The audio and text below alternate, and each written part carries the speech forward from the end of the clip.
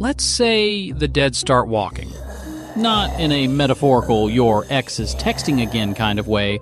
I mean literal, rotting, moaning, flesh-eating corpses stumbling through the streets. Civilization collapses faster than a crypto coin endorsed by Logan Paul.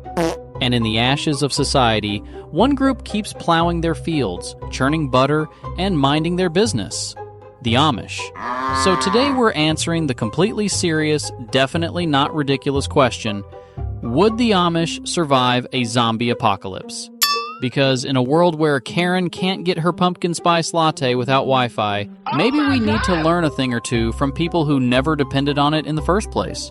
Let's talk about who the Amish are. The Amish are a group of traditionalist Christian communities known for their plain dress, rejection of modern technology, and deep-rooted values in community, simplicity, and hard work. But not all Amish are created equal.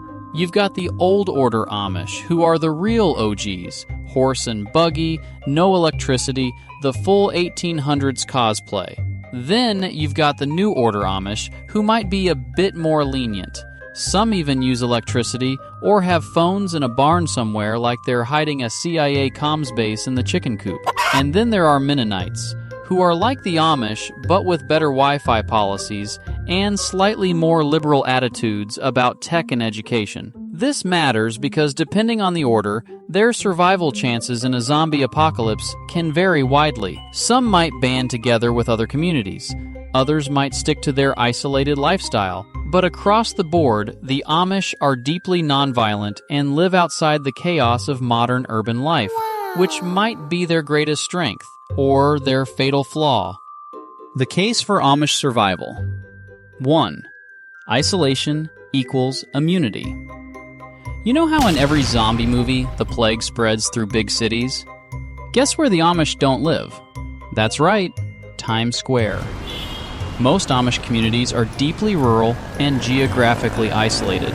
That already gives them a major survival boost. They're not getting infected at a rave or zombie Costco. Think about it. No airports, no mass transit, no Tinder dates with patient zero. If the apocalypse starts in New York or LA, it might take weeks or months before it even reaches Lancaster County. That time could mean the difference between preparing for war or peacefully dying in a cornfield. 2. They're built different. No, seriously. Amish people are built like the NPCs who can lift hay bales with one hand and churn butter with the other.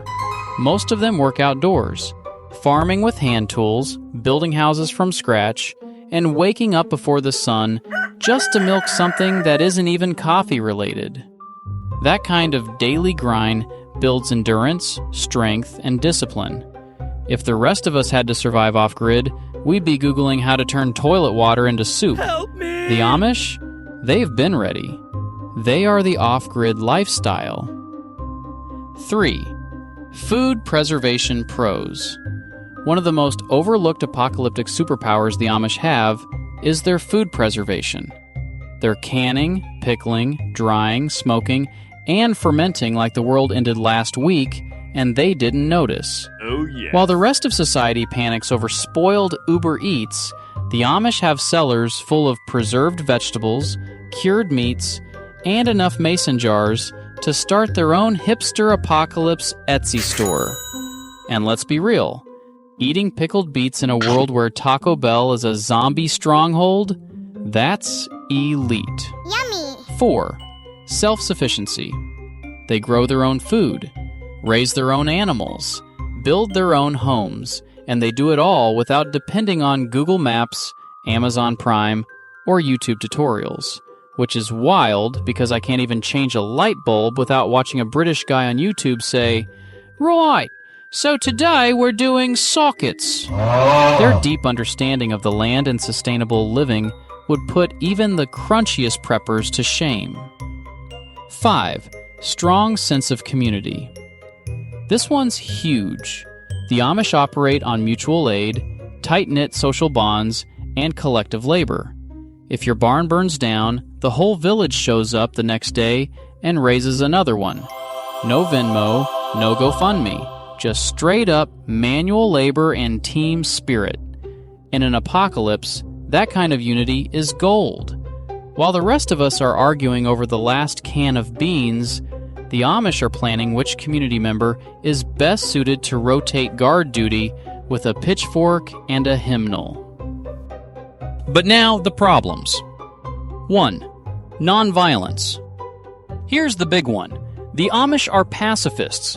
Many believe in absolute non-resistance. Like, don't even call the cops if someone breaks into your home level non-resistance. So what happens when a horde of zombies comes stumbling toward the barn?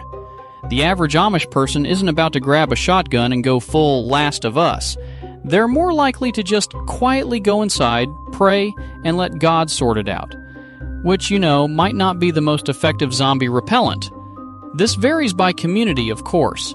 Some Mennonites might be more open to defending themselves, and individual choices vary, but overall, they're not organizing a Red Dead-style posse to fight the undead. 2. Lack of weapons. Because of that nonviolent doctrine, Amish homes generally don't stockpile weapons. No guns, no machetes, maybe the occasional axe or hammer, but it's more build a table than split a zombie skull. Now, I'm not saying an Amish grandpa couldn't decapitate a walker with a wood planer in a moment of desperation, but it's not exactly a tactical advantage. 3. Medical limitations. While some Amish do accept modern medical treatment, many avoid hospitals, pharmaceuticals, and vaccinations. In an apocalypse where infection, zombie or otherwise, can be rampant, this could be a major weakness. If a bite spreads a zombie virus and they're relying on herbal teas and prayer, that's a short episode. 4. Communication blackout. No phones, no internet, no radios. When the apocalypse starts, the Amish likely won't know. They might just think English, that's what they call outsiders, are acting weirder than usual. That lack of outside info means they may not get any warning or guidance. No emergency broadcasts, no CDC announcements, no memes. And how would they coordinate with other survivors? Smoke signals? Let's break down the pros and cons. Pros: remote rural living, low exposure to initial outbreak, self-sufficient in food, shelter, and tools, expert food preservation, canned goods for days, physically fit and used to hard labor, tight-knit communities, and strong mutual aid networks. Cons: non-violent, which might prevent active defense, no firearms or large-scale weapons, limited access to advanced medicine, poor communication infrastructure, hesitance or refusal to leave their way of life. X factor: would they adapt? Here's the million-dollar question. Would the Amish adapt if push came to shove? Because while they live a lifestyle built on values, they're also practical people. If the threat becomes undeniable, if it's a matter of survival, there's a strong chance that some Amish communities would take up defensive measures, even if reluctantly. Maybe not guns, but you don't need bullets when you've got a team of butter-churning behemoths with hay forks and righteous fury. Also, not every Amish person is the same.